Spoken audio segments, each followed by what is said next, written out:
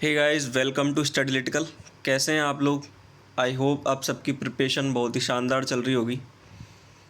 Guys, आज मॉक्स के बारे में बात करने वाले हैं। एक वीक में मैक्सिमम कितने मॉक आप दे सकते हो, एक दिन में कितने मॉक आपको देने हैं, किस तरह से देने हैं, टाइम टेबल क्या होगा, कैसे एनालाइज करना है, सारी चीज़ें यहाँ पे डिस्कस करेंगे। देखो, सबके दिमाग में ये सवाल रहता है कि एक दिन में कितने मॉक देने हैं। प्रीलिम्स की बात कर रहा हूँ यहाँ पे मैं। प्रीलिम्स के मॉक जो होते हैं वो या तो देखो आरआरबी का होगा तो वो आपका 45 मिनट का होगा, और अगर आईबीपीएस या एसबीआई का होगा तो वो आपका 1 घंटे का होगा। तो अगर आप चाहो तो आराम से डेली 2 मॉक तो आप दे ही सकते हो। ये तो आपकी मिनिमम मैक्सिमम कुछ भी समझ लो। इसके अलावा अगर आप 3 देना चाहो तो वो भी आप दे सकते हो। 2 मॉक तो मिनिमम आपको देने ही चाहिए। ठीक है, मॉक की फ्रीक्वेंसी क्या रहेगी? आपको डेली मॉक देना है, किसी भी दिन आपको मिस नहीं करना है। अगर आपको कोई काम है किसी दिन तो आप 1 मॉक तो आपको देना ही देना है, क्योंकि बैंकिंग में आप ये समझ लो, अगर आप कंसिस्टेंट हो तो सब कुछ है। अगर आप वीक में 2 दिन के लिए अपनी प्रिपरेशन छोड़ते हो तो आपकी जो स्पीड है वो बहुत ही बुरी तरह से इफ़ेक्ट होने वाली है। मॉक के बारे में बात करते हैं। देखो, पूरे वीक का मैंने आपको एक बार टाइम टेबल दिखा रहा हूँ आपको। जो मैंने यूज़ किया था ये वही सेम मैं आपको बता रहा हूँ। मंडे को आप करो आईबीपीएस क्लर्क के 2 मॉक, एक सुबह एक शाम को। ठीक है, ऐसे ही ट्यूसडे को आईबीपीएस पीओ, वेडनेसडे को एसबीआई क्लर्क, थर्सडे को एसबीआई पीओ, फ्राइडे को आरआरबी क्लर्क और सैटरडे को आरआरबी पीओ। संडे को प्रॉपर रेस्ट करना है, मूवी देखनी है, आपको जो भी करना है आराम से रेस्ट करो। क्योंकि अगर आप संडे को रेस्ट नहीं करोगे ना तो आपको मंडे को वो एनर्जी फील नहीं होगी जो आपको होनी चाहिए। क्योंकि अगर आप संडे को रेस्ट करोगे तो आप डबल एनर्जी के साथ में मंडे को स्टडी करोगे, क्योंकि आपको लगा कि मेरा एक दिन तो बीच में छूट गया। इस चक्कर में मंडे को आपकी एनर्जी अलग ही लेवल पे होगी। तो एक दिन का रेस्ट बहुत ज़्यादा ज़रूरी है आपके लिए। अभी ये जो मॉक सेटअप किए इनको आप ऊपर नीचे भी कर सकते हो। मंडे को एसबीआई क्लर्क कर सकते हो, वेंसडे को आरआरबी क्लर्क कर सकते हो, मतलब जो भी है। लेकिन मैंने जिस हिसाब से किए थे उस हिसाब से मैंने आपको बता दिया। अब कुछ लोग बोलेंगे कि आईबीपीएस क्लर्क, आईबीपीएस पीओ और ये सारे एग्ज़ाम तो बहुत लेट होने वाले हैं। तो देखो, सबसे पहले आएगा आपका एसबीआई क्लर्क। इस टाइम पे आईबीपीएस क्लर्क और एसबीआई क्लर्क के पैटर्न में कोई डिफरेंस नहीं है। आईबीपीएस पीओ और एसबीआई क्लर्क के पैटर्न में कोई डिफरेंस नहीं है, except the level of exam. Same चीज़ एसबीआई पीओ के लिए कहूँगा। और लास्ट में मैंने रखा है आरआरबी क्लर्क और आरआरबी पीओ को। तो तैयारी तो आपको करनी है, 1 महीने बाद आरआरबी के एग्ज़ाम होने वाले हैं। प्रिपरेशन तो आपको दोनों के लिए ही करनी है। ठीक है, और आरआरबी के मॉक का सबसे बड़ा फ़ायदा ये होता है कि आपकी मैथ्स और रीजनिंग की स्पीड बहुत ज़्यादा हो जाती है। क्योंकि एक और जहाँ आप एसबीआई में 20 मिनट में 30 क्वेश्चन करोगे, वहाँ आरआरबी में आपको 20 या 22 मिनट में 40 क्वेश्चन करने हैं।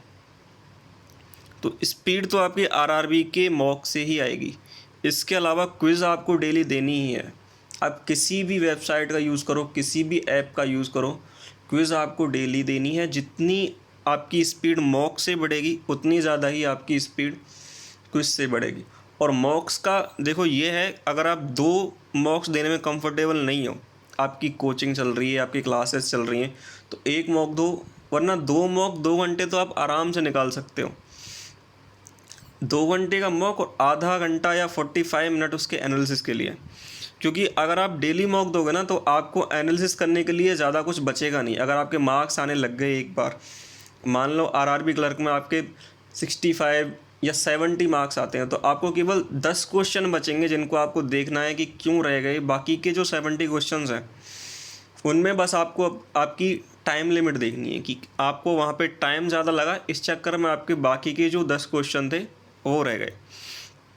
ठीक है, बाकी एनालिसिस करने में आपको यही देखना है कि कहाँ पे आप लैग कर रहे हो, आपकी स्पीड सबसे ज़्यादा गिर कहाँ रही है और कहाँ पे आपकी सबसे ज़्यादा स्पीड आती है। आप जो टाइम सेव करोगे वो करोगे मैथ्स में, करोगे आप क्वाड्रेटिक इक्वेशन में, सीरीज़ में और सिंप्लीफिकेशन में। ये जो टॉपिक्स आपके हैं वो आपको जितना कम आप टाइम इनको दे सकते हो ना, मॉक में उतना दो और आपको सॉल्व सारे करने हैं।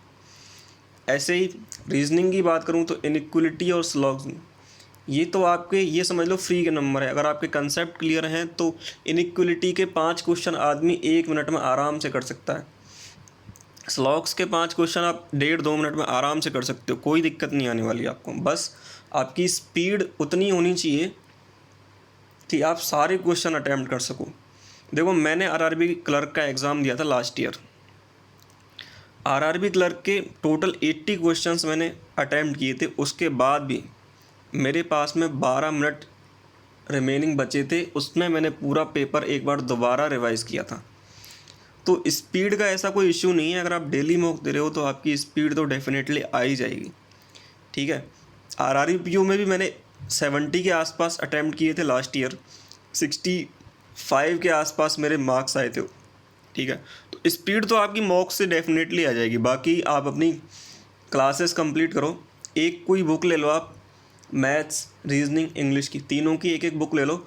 बुक कोई भी ले लो, आपको हिंदी लेनी है हिंदी ले लो, इंग्लिश लेनी है इंग्लिश ले लो, किसी भी प्लेटफॉर्म की ले लो, बट बुक लेना आप लेवल की, क्योंकि बेसिक क्वेश्चंस तो आराम से आप निकाल लोगे। आपको बुक ऐसी लेनी है जो टॉप लेवल तक जाए, SBI PO मेंस के लेवल तक के क्वेश्चन जिसमें हो। ठीक है, ऐसी बुक आपको लेनी है। टाइम टेबल मैंने आपको बता दिया है।